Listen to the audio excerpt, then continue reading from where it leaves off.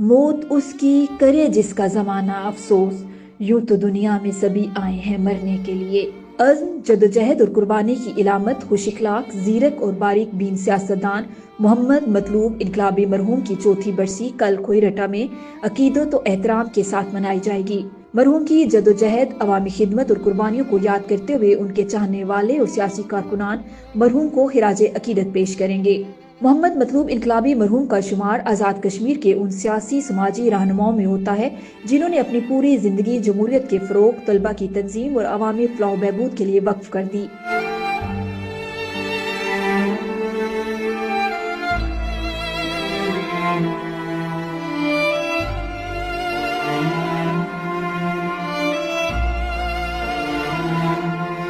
محمد مطلوب انقلابی مرحوم خوش اخلاق، خوش لباس، نیک سیرت، عزت و احترام، شفقت میں بے مثال، قابل تقلید سیاستدان، سدا بہار شخصیت، مظلوموں کا سہارا، نوجوانوں کی ایک جاندار آواز اور نفیس انسان تھے۔ مرحوم نے ہمیشہ برادری ازم، علاقائی ازم اور تعصب کی دیگر غلاظتوں اور داغوں سے اپنے آپ کو پاک رکھا۔ محمد مطلوب انقلابی مرحوم کو ان کے قریبی ساتھی مرحوم راجہ اسلم ایڈوکیٹ نے انقلابی کا لقب دیا تھا، جو مطلوب مرحوم نے ہمیشہ اپنے نام کے ساتھ فخر سے لکھا۔ مطلوب انقلابی مرحوم نے اپنی سیاسی زندگی کا آغاز طالب علمی کے زمانے میں کیا، جب انہوں نے کالج میں پیپلز اسٹوڈنٹ فیڈریشن میں شمولیت اختیار کی۔ جلد ہی وہ university of administrative sciences Kotli کی یونین کے صدر منتخب ہوئے اور بعد میں Jammu Kashmir peoples student federation کے مرکزی صدر کے طور پر بھی خدمات سر انجام دیں۔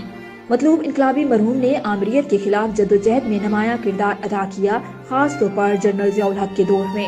انہوں نے پی ایس ایف کے پلیٹ فارم سے آزاد کشمیر کے کالجز میں ترقی پسند طلبہ کو منظم کیا اور ضیاء آمریت کے خلاف زبردست تحریک چلائی۔ ان کی جدوجہد کے نتیجے میں وہ کئی بار قید و بند کی صعوبتیں بھی برداشت کرتے رہے۔ 1986 میں جب محترمہ بینظیر بھٹو شہید جلاوطنی کے بعد پاکستان واپس آئیں تو مطلوب انقلابی مرحوم نے آزاد کشمیر میں طلبہ کو متحرک کرتے ہوئے لاہور میں ان کا تاریخی استقبال کیا۔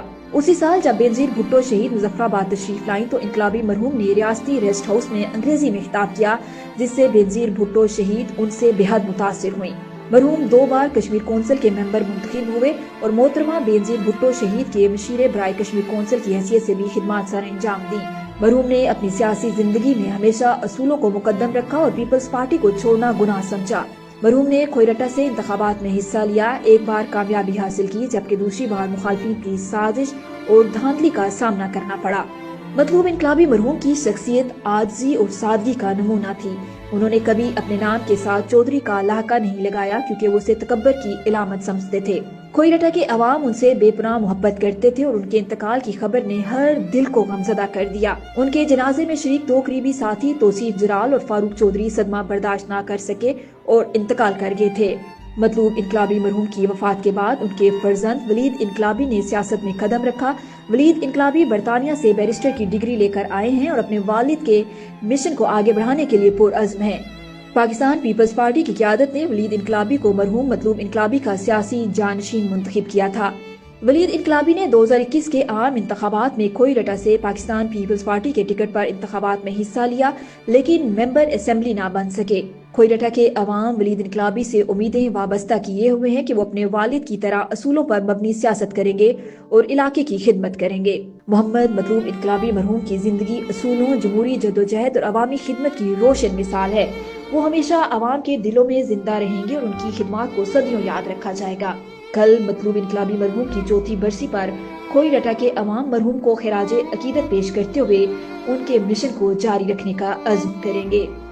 رہنے کو صدا دہر میں آتا نہیں کوئی، تم جیسے گئے ویسے جاتا نہیں کوئی۔ شمیم اشرف، کشمیر ایکسپریس ڈیجیٹل، اسلام آباد۔